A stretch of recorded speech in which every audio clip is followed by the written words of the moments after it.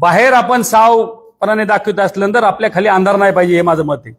तुमचे जर 100 प्रकरणं असतील तर बाहेर तुम्ही लोकांना ज्ञान शिकवायची काय गरज आहे? तुम्ही क्लिअर राहिलं पाहिजे, या मताचा मी आहे. आणि वास्तविक पाहता हे जे गोरगरिबाच्या जमिनीचे आपण हे केलं आहे, हे 17-18 प्रकरण आहेत माझ्याकडे. त्याच्यामध्ये आता देवस्थानची याच्यामधले तुम्हाला सांगतो, श्रीराम देवस्थानची जमीन त्यांनी त्यांच्या कार्यकर्त्याच्या नातेवाईकाच्या नावावर केली. विठोबा देवस्थान, खंडोबा देवस्थान, पिंपळेश्वर महादेव देवस्थान, इनाम जमीन कार्यकर्ते व नातेवाईकाच्या नावावर केली.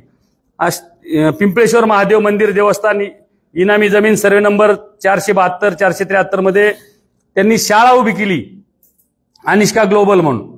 ती शाळा उभी केली आणि तिथं एक तालीमही उभी केली, म्हणजे ती जमीन देवस्थानची. आणि हे त्याच्यावर ट्रस्टी म्हणून गेलेत. त्यांचे घरचे एका याच्यावर ट्रस्टी आहेत. तिकडं याच्या ट्रस्टमध्ये सुद्धा हे बेकायदेशीररित्या गेलेत. कुठं? आपल्या मायंबा ट्रस्टवर तिथेही गेलेत. आणि आता जे दादेगावचे ट्रस्ट आहे याच्यामध्ये सुद्धा धर्मदाय तक्रार करून ह्यांच्या कार्यकर्त्यामार्फत यांनाही त्याच्यामध्ये जाण्याचा यांचा प्रयत्न आहे. म्हणजे देवस्थानच्या जमिनी मोठ्या प्रमाणात लाटायच्या, गोरगरिबांच्या जमिनी कुठं हे करायचं, त्याची दिशाभूल करायची. ह्या सर्व नंबर तुझा नाही, हे सगळे धंदे आष्टीमध्ये चाललेत. आष्टीमध्ये अक्षरशः तुम्हाला सांगतो लोक वैतागून गेलेत त्या सगळ्या गोष्टीला. बाहेर जे दाखवलं जातंय त्या पद्धतीचं नाही. आज विकास कामं सगळे थांबलेत आणि हे सगळं जे आष्टीमध्ये चाललंय हे सगळं करतात ते सुरेश धस करतात. विचारा. जसं सुरेश धसांनी आरोप केला होता की दुसऱ्या तालुक्यात माफियागिरी चालू आहे, तसं आष्टीमध्ये लँड माफिया चालू आहे. आष्टीमध्ये लँड माफियाचे हे सगळे प्रकरण त्यांचेच आहेत ना. हे लँड माफिया आष्टीमध्ये कोण आहे? त्यांच्यावर सुप्रीम कोर्टाने गुन्हा दाखल करायला सांगितलाय. त्यांच्यावर गुन्हा दाखल आहे. तर गुन्ह्याचा नंबर सुद्धा माझ्याकडे.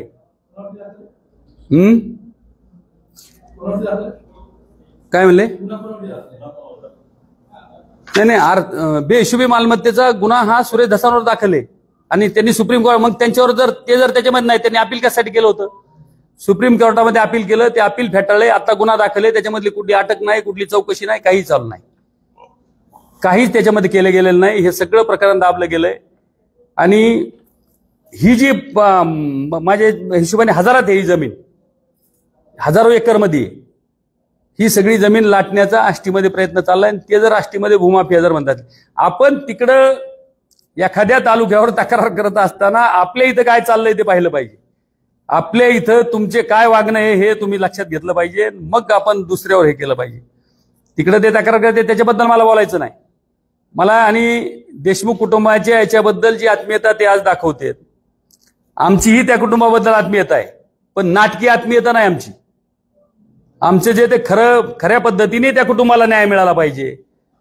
आणि हे जे आता जे बोलतेत हे आका अमकं तमकं, आकाचे यांचे किती फोन झालेत, किती व्यवहार झालेत, काय आहेत हे सगळं तपासा. CTR तपासा म्हणा पोलिसांना. इलेक्शनमध्ये म्हणजे हे प्रकरण घडायच्या आधी यांचे लागे बांधे काय आहे, त्यांचं देणं घेणं किती, हे सगळं तपासा. हे सगळे लागे बांधे यांचं देणं घेणं आहे. त्या वाल्मिक कराडांनी ह्या सुरेश धसांचं काम केलंय, त्याचे पुरावे माझ्यापाशी आहेत. आत्ताच्या इलेक्शनमध्ये वाल्मिक कराडांनी सुरेश धसांचं काम केलंय. वाल्मिक कराडांना सुद्धा मी बोललो होतो की आपण असं कसं काय करताय, मी राष्ट्रवादीचा उमेदवार असताना. पण त्यांनी केलेल्याचे पुरावे, त्याचे काही सरपंचांचे फोन रेकॉर्ड हे माझ्यापाशी आहेत. ते अजितदादांनाही मी पाठवले होते, सगळ्यांनाही माहिती.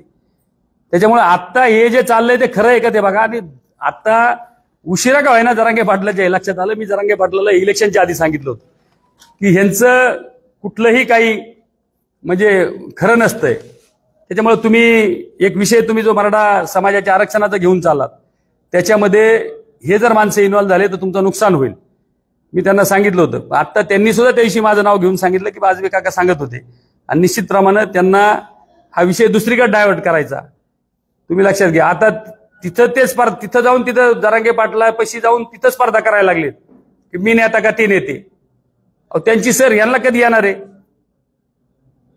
ते त्यांना समाजाबद्दलही काही कळवायला नाही. देशमुख कुटुंबाबद्दल जे दाखवलं जातंय तेही मग तशा पद्धतीने असेल तर तुमचे आणि कराडांचे संबंध कधीपासून आहेत हे एकदा सांगा ना लोकांना. लोकांना समोर येऊन सांगा ना तुमचं त्यांचे काय काय म्हणजे व्यवहार कशामध्ये तुम्ही एक आहेत, कशामध्ये काय ते लोकांना सांगितलं पाहिजे.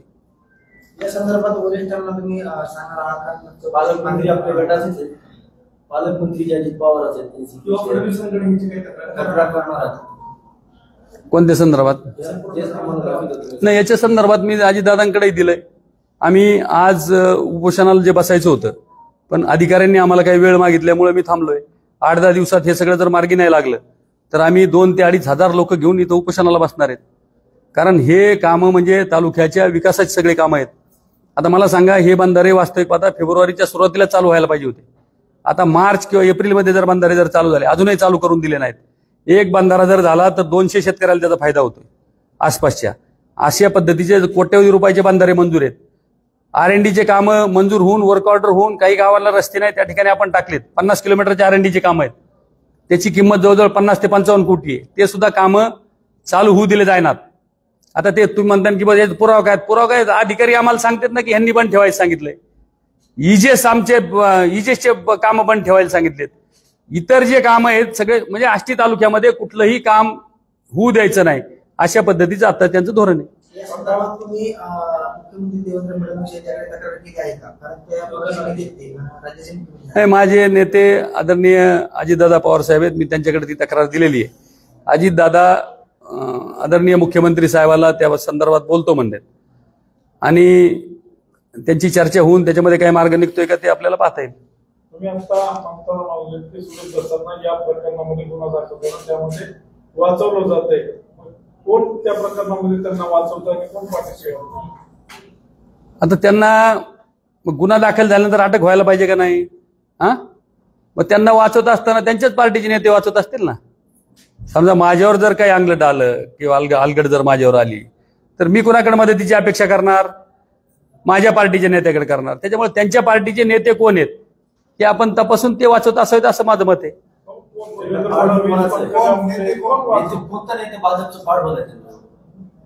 आता थेट टोकापासूनच पाठबळ असणार आहे ना त्यांना.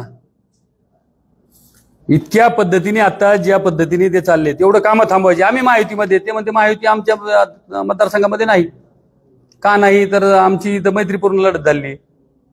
ठीक आहे, मैत्रीपूर्ण लढत झाली, पण ती जागा राष्ट्रवादीची होती. तुम्ही बळजबरीने तिथं बीजेपीचं तिकीट आणलं, बरोबर आहे. नियमानुसार तिथं राष्ट्रवादीला तिकीट पाहिजे होतं, पण त्यांनी तिकीट आणल्यामुळे ती जागा त्यांच्याकडे गेली. मैत्रीपूर्ण लढत तिथं झाली. पण आम्ही या महायुतीमध्ये आहोत आता, आणि अशा पद्धतीने महायुतीमधले कामं थांबवणं हे चुकीचं आहे. आता निवडणुकीमध्ये वाल्मिकी कराडांनी सुरेश दसाचं काम असं केल्याचा तुम्ही आरोप केलाय. काय नेमके या संदर्भात पुरावे तुमच्याकडे आहेत? काय नाही, काही लोकांना मी जे विचारल्यानंतर, काही सरपंचांना मी विचारल्यानंतर त्याच्या 1-2 सरपंचांची रेकॉर्डिंग आहे माझ्याकडे, किंवा तुम्ही अशा पद्धतीने खाली कसं काय उलट करायला लागले. तर त्यांनी सांगितलं आम्हाला वाल्मिकी अण्णांनी सांगितलंय. मग मी वाल्मिकी अण्णांना फोन केला, किंवा तुम्ही अशा पद्धतीने कसं काय सांगताय खाली म्हणून.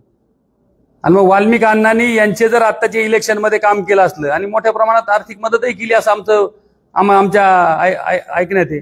आणि त्यांच्या मंडळींनी सुद्धा सांगितलंय ना पत्रकार परिषदेमध्ये, त्यांच्या मंडळींनी काय सांगितलंय की ते इलेक्शनच्या आधी आमच्याकडे येत होते ना, आम्हाला मदत करा म्हणून आम्ही त्यांना इलेक्शनमध्ये मदत केली. हे त्यांच्या मंडळींनी सांगितलं नाही काय?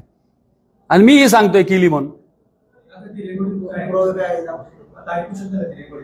आता रेकॉर्डिंग असेल ना माझ्याकडे, तेही दाखवतो मी.